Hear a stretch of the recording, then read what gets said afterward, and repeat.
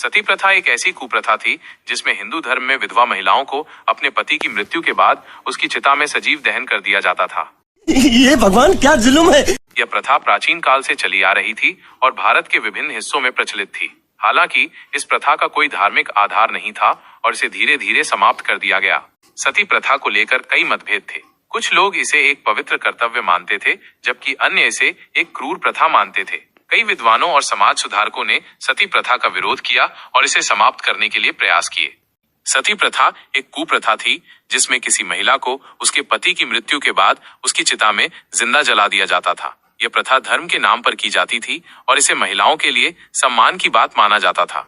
राजा राम मोहन राय सती प्रथा के घोर विरोधी थे।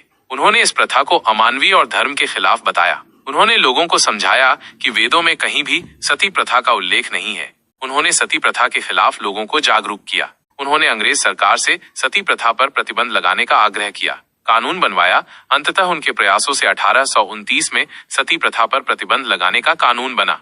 19वीं शताब्दी में ब्रिटिश शासन के दौरान सती प्रथा को लेकर कई बहसें हुई। अंततः 1829 में British governor general Lord William Bentinck ने सती प्रथा पर प्रतिबंध लगा दिया। इस प्रतिबंध के बाद भी कुछ इलाकों में सती प्रथा जारी रही, लेकिन धीरे धीरे इसे समाप्त कर दिया गया। सती प्रथा का भारतीय समाज पर गहरा प्रभाव पड़ा। इस प्रथा ने लाखों महिलाओं की जान ली और उनके परिवारों को तबाह कर दिया। सती प्रथा ने महिलाओं के अधिकारों को भी सीमित कर दिया और उन्हें समाज में एक निम्न स्थान दिया। सती प्रथा का अंत एक महत्वपूर्ण घटना थी। इसने महिलाओं के अधिकारों को बढ़ावा दिया और उन्हें समाज में समानता दिलाई। सती प्रथा का अंत भारतीय समाज के लिए एक महत्वपूर्ण मील का पत्थर साबित हुआ।